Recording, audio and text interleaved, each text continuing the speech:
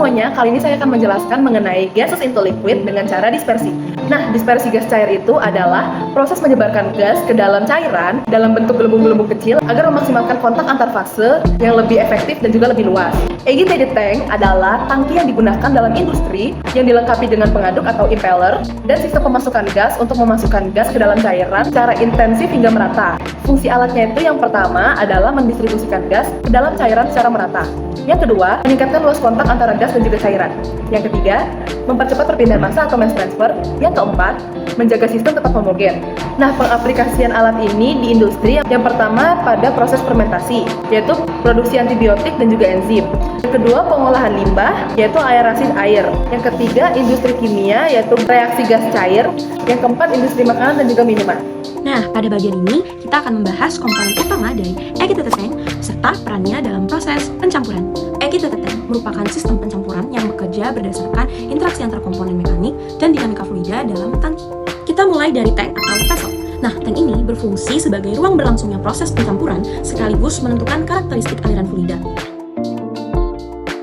Next adalah impeller, yang merupakan komponen utama dalam proses mixing. Impeller mentransfer energi mekanik ke fluida melalui rotasi, sehingga menghasilkan aliran, turbulensi, dan juga gaya geser.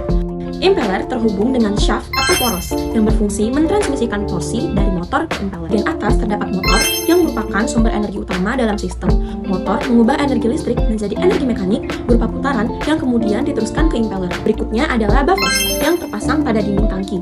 Nah, baffles ini berfungsi mengontrol pola aliran fluida dengan mencegah terbentuknya vortex atau juga disebut dengan pusaran terpusat. Komponen berikutnya adalah bearing, yang berfungsi menopang shaft agar tetap stabil saat dia berputar. Selain itu, terdapat seal yang berfungsi mencegah kebocoran fluida serta menjaga sistem tetap tertutup selama proses berlangsung.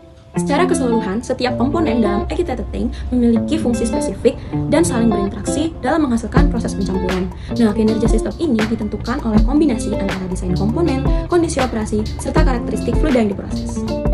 Nah, setelah mengetahui komponen-komponennya, sekarang bersama saya, Muhammad Rizky Ramadan, akan menjelaskan cara kerja. Jadi, bagaimana sih cara kerjanya? Yuk ikutin sampai habis! Dalam proses teknik kimia, dispersi gas ke cairan dimulai saat gas disuntikkan dari bawah tangki melalui sparger.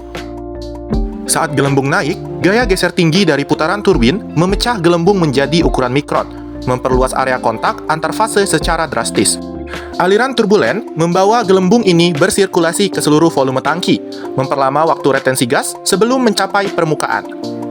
Hasilnya adalah transfer massa oksigen yang optimal, kunci keberhasilan dalam reaktor bioproses maupun oksidasi kimia. Semuanya, setelah kita mengetahui tentang definisi, cara kerja, dan komponennya, selanjutnya dengan saya, Nanda Reselita, kita akan membahas tentang bagaimana perancangan alat itu sendiri. Bagaimana sih, apa yang perlu diperhatikan? Hal pertama, jenis imperal karena akan menentukan pola aliran radial atau aksial. Faktor lain adalah dimensi tangki, tinggi cairan, dan diameter impeller. Untuk mencegah vortex, digunakan baffle di dinding tangki. Dalam perancangan perlu diperlihatkan viskositas fluida, densitas, tujuan proses, apakah homogenisasi, suspensi, atau reaksi kimia. Sehingga dari parameter tersebut kita dapat mempertimbangkan sistem mixing yang lebih optimal untuk hasil yang lebih efektif dan efisien. Pada proses dispersi gas dalam agitated tank terdapat 3 masalah utama yang menghambat perpindahan massa, yakni gas flooding, koalescensi, dan dead zone. Gas flooding terjadi ketika laju alur gas terlalu tinggi sehingga badan pengaduk tidak dapat memecah gelembung dan menyebarkannya ke seluruh tangki. Koalescensi terjadi ketika gas bergabung kembali menjadi besar setelah melewati zona pengadukan, sehingga laju perpindahan massa akan menurun. Dead zone terjadi ketika sirkulasi cairan melemah, sehingga gas akan kumpul di bagian atas tangki.